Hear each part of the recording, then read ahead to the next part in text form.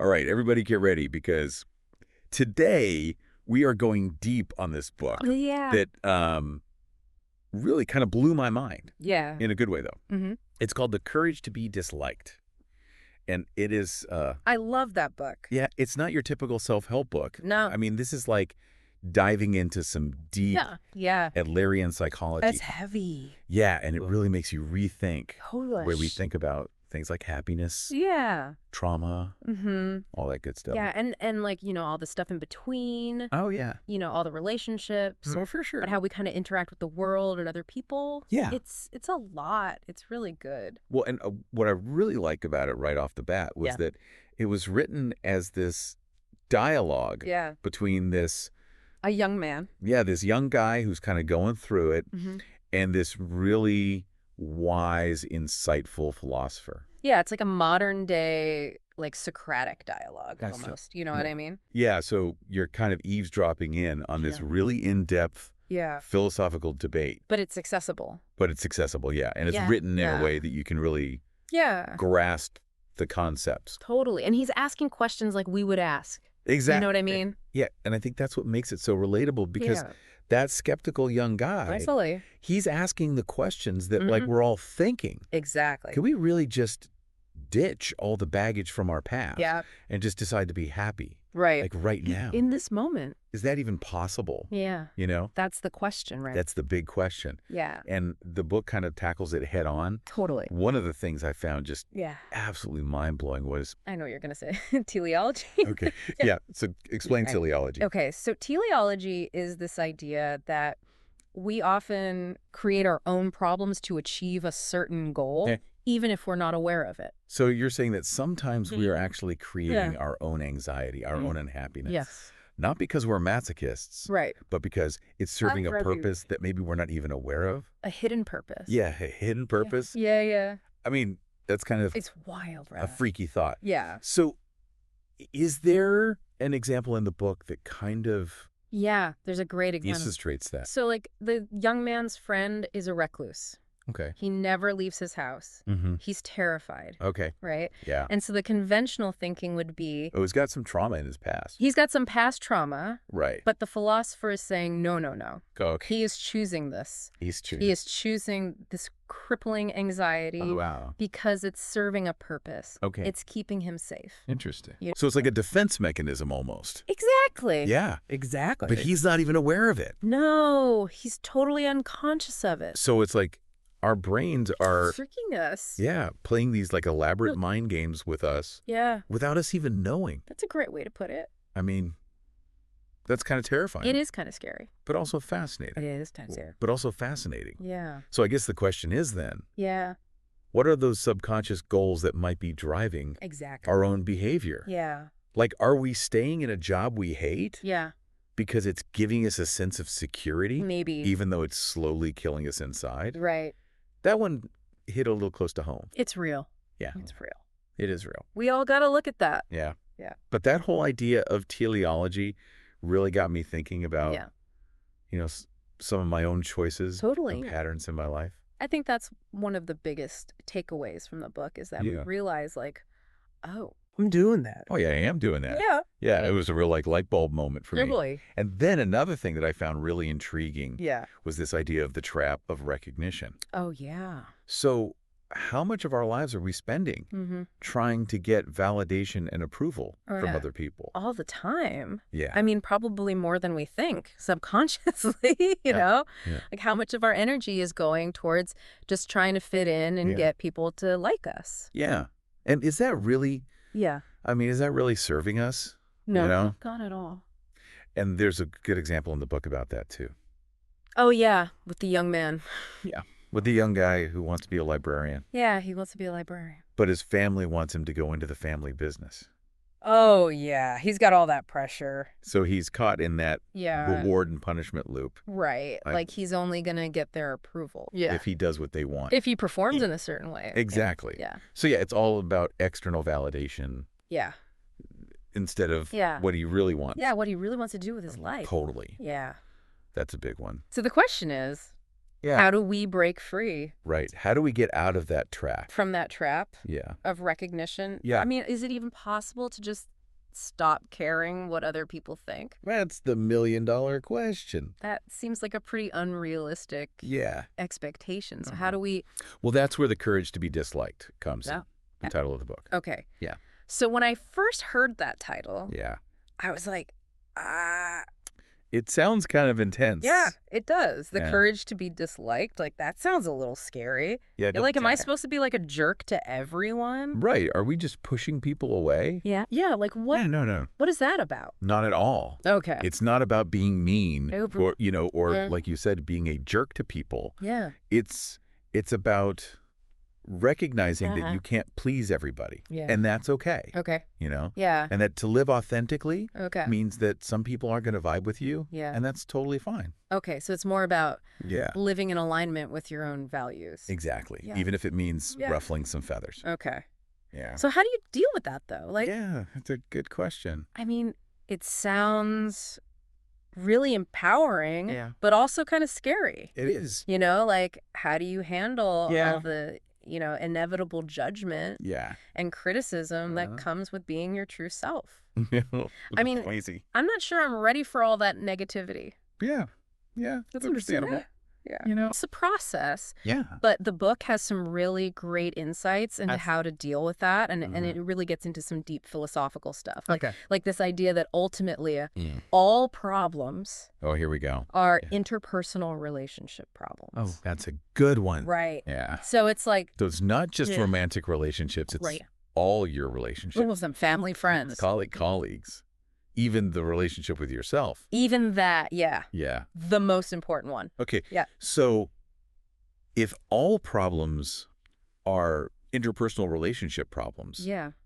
how do we navigate That's the question, right? all these Yeah. tricky dynamics? Yeah.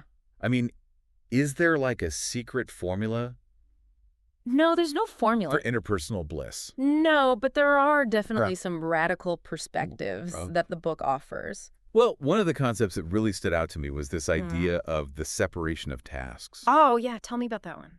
So it's about recognizing that we're only responsible for our own actions and choices, Okay. not for the reactions or feelings of others. So if someone's not vibing with my decision, Yeah.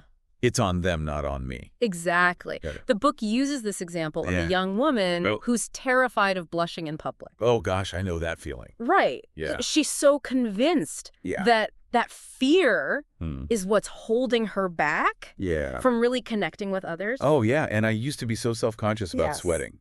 Oh, really? Yeah. I thought everyone was staring at my armpits.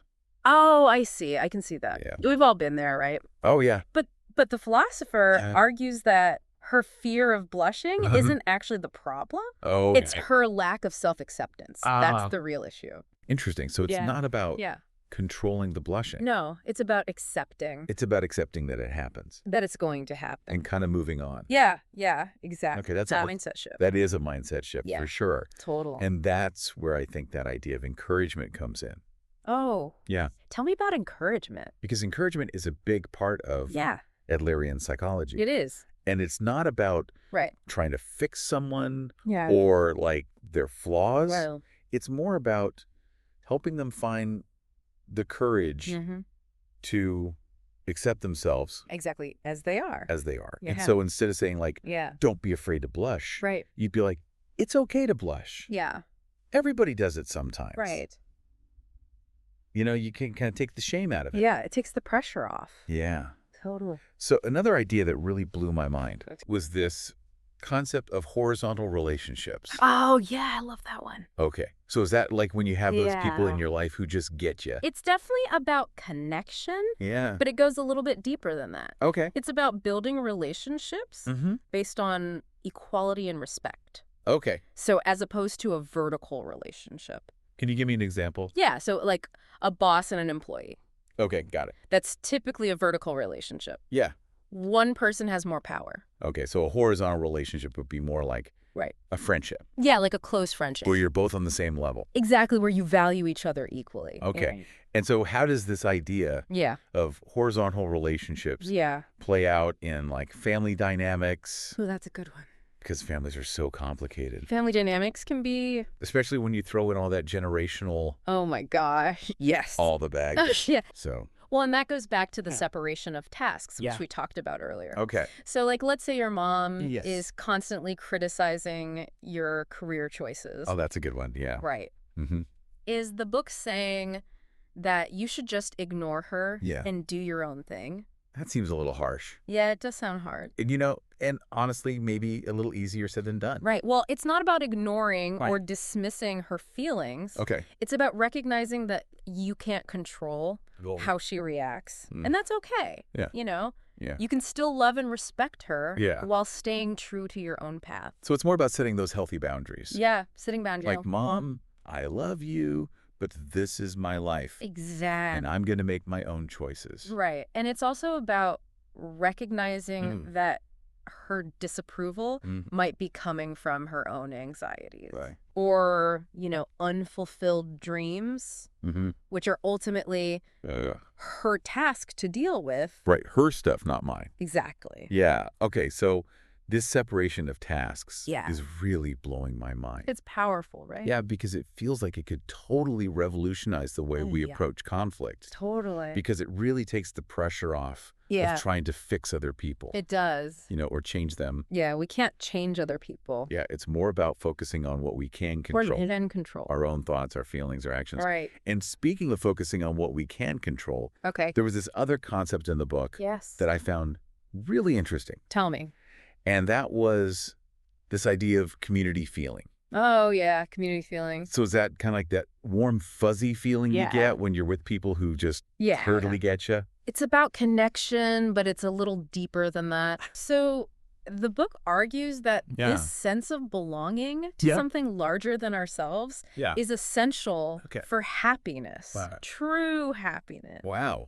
Right. So it's not just about feeling good in your own little bubble. Right. It's about feeling connected to the wider world. I can see how that would bring a sense of meaning and purpose. Totally. It's about recognizing that we're all interconnected, you know, that our well-being is tied to the well-being of the community. Yeah, I think we've lost that a little bit. I think so, too. In our super individualistic culture. Very me-focused. Yeah, it's all about me. Yeah. You know. So it's easy to fall into that trap. It is. Of thinking that we're the center of the universe. Right. Yeah. You know? Yeah. And the book uses this really cool analogy about maps of the world.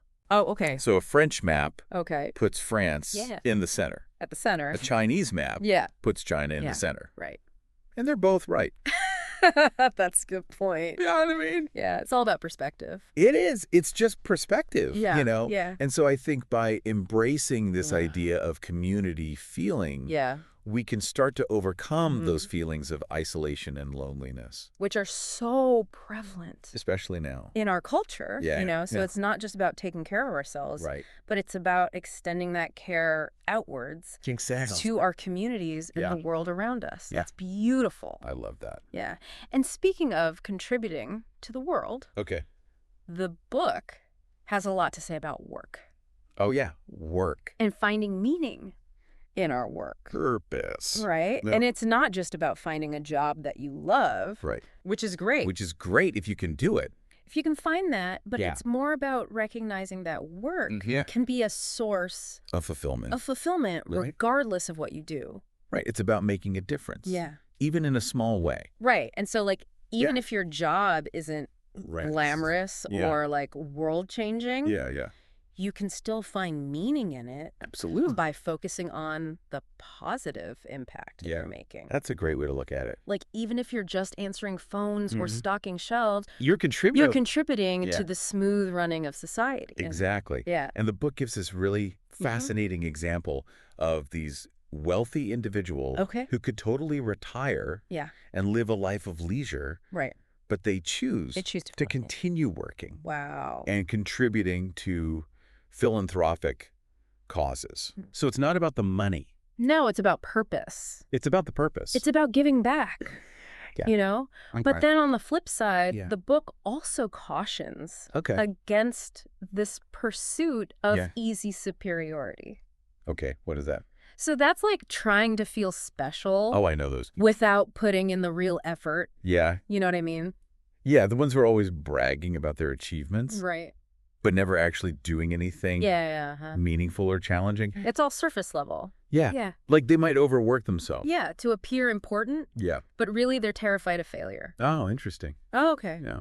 Yeah. So how do we avoid falling into that trap? Well, the book suggests that true fulfillment comes from facing our challenges head on and striving for growth, even if it's uncomfortable. Yeah. Or we make mistakes along the way. Okay. You know? Yeah. And it's about embracing what the philosopher calls the courage to be normal. The courage to be normal. Oh, I know. Right. It's a good one. Almost like a contradiction in terms. Yeah. It would seem paradoxical. Yeah, like we're constantly being told to stand out. Right. To be exceptional. To be anything but normal. Yeah. Be special. Yeah. Right. But what is he getting at?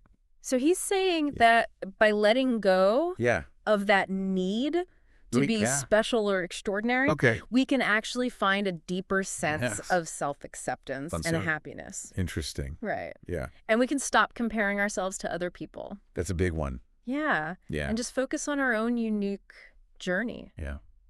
Oh, that's so freeing. It is freeing. Yeah. It is. Like it takes the pressure off. You don't have to be a superstar. No, you don't. Or genius. You just have to be yourself. You just have to be you. That's it. Okay, and then the book ends with this idea that I love. Okay. It says life is not a straight line. Right. It's a series of dots. Oh, I love that. That's such a great visual. It is. Yes. What did that mean exactly? So it's about shifting our perspective on time and how we measure progress. Okay. So instead of viewing life as this linear path with a predetermined destination, it's about embracing the present moment and recognizing that every experience, every interaction is like a little dot that contributes to the larger tapestry of our lives. So it's about savoring the journey. Exactly. Not just focusing on the destination. I love that. Yeah. That's beautiful.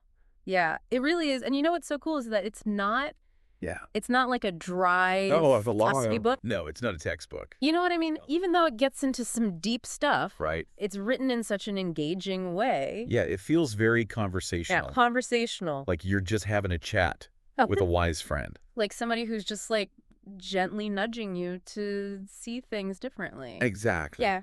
Yeah, and I think that's what I liked about the dialogue format too. Yeah. Is that young guy. Yeah. His skepticism. Yeah. And his pushback really helped me to process the ideas. Totally. Because he was kind of voicing all those doubts that were swirling around in my head. Like he was asking the questions we were all thinking. Exactly. Yeah. And I think that made it so relatable. Totally. For me. Yeah. And the philosopher doesn't shy away from those questions. No, he doesn't. You really he's not afraid. Meets the young guy where he's at and uses all these like real life examples and analogies that just make it click. Yeah. You know? It's really helpful. Yeah, and there's this like underlying sense of hope.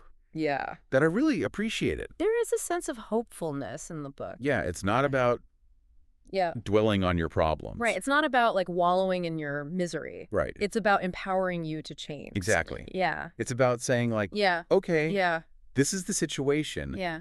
But here's what you can do. You have the power to change. Right. You have the power to change it right now. Yeah. And that's what I think makes it different from a lot of other self-help books. Totally. It's not about toxic positivity or pretending. No, it's not about like putting on a happy face. Right, exactly. Or pretending everything's fine. Exactly. It's about saying, okay. It's real. Life is messy.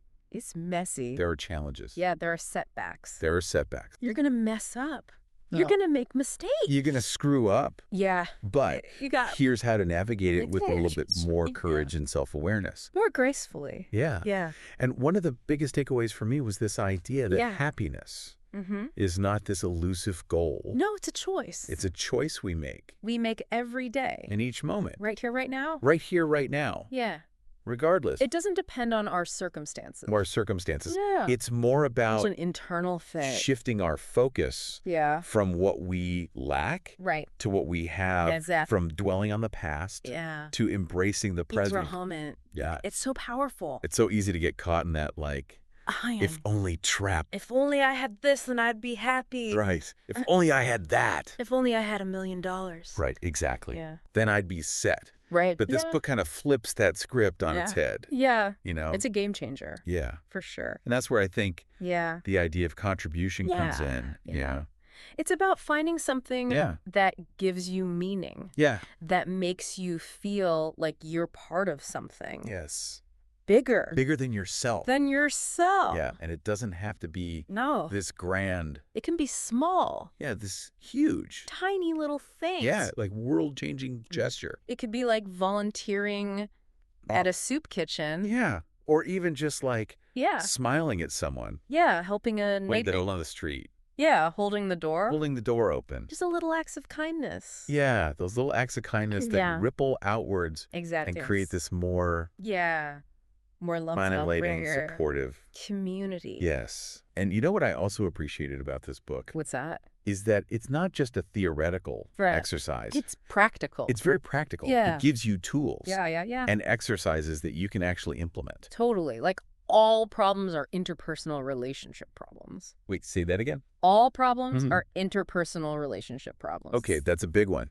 It is. That's a major key. Yeah, write that down. So break that down for me. Okay, so at the root of most of our struggles, whether it's anxiety, low self-esteem, conflict at work, whatever it is, there's often a disconnect in our relationships, either with others or with ourselves. Okay, so it's not about blaming other people for our problems, No. but it's about recognizing that relationships They play a huge role. in shaping our experiences. Totally. And it's about taking responsibility for our part. In those relationships. Yeah. You know? Yeah. How can we communicate better? Right. How can we set healthy boundaries? How can we create more loving and supportive connections? And so, for example, if I'm feeling super stressed out, maybe it's not just because I have a lot on my plate. Right. Maybe it's because I haven't set clear boundaries. With your coworkers. With my coworkers. Yeah. Or I'm not communicating my needs effectively. Or with your partner. To my partner. Yeah. Yeah, so it really makes you think about the dynamic in your relationships. Yeah, it gives you a whole new perspective. And the book gives you some really good tools for... Yeah, it's like a toolbox. For navigating those tricky situations. Yeah. This has been such a good conversation. This has been amazing. I know. I feel like I need to go back and reread the book. Oh. Me too. Now that we've unpacked all this. Yeah, with fresh eyes. Yeah. And I love that it's one of those books that you can revisit multiple times and still get something new. Always get something new. Out of it. Yeah. So, for our listeners out there who are intrigued. Yes. Or maybe even a little skeptical about this whole thing, what would you say to encourage them to pick up a copy? If you're looking for a book that will challenge your thinking, that will inspire you to grow, and give you a fresh perspective on happiness, relationships, the meaning of life, this book is for you. It's a game changer. It is. Highly recommend. It's not a quick fix. Yeah. It's not a magic bullet. No. But it's a really powerful framework for creating a more fulfilling life. Starting right now. Right now. That's the key. It is. So if you're ready to dive deep into the world of Adlerian psychology, pick up a copy. Check out The Courage to be Disliked. You won't regret it. It's an amazing book. Thanks for joining us on this deep dive. Yes. Thank you all for listening. We hope you found it as thought-provoking as we did. Absolutely. And until next time, keep on diving.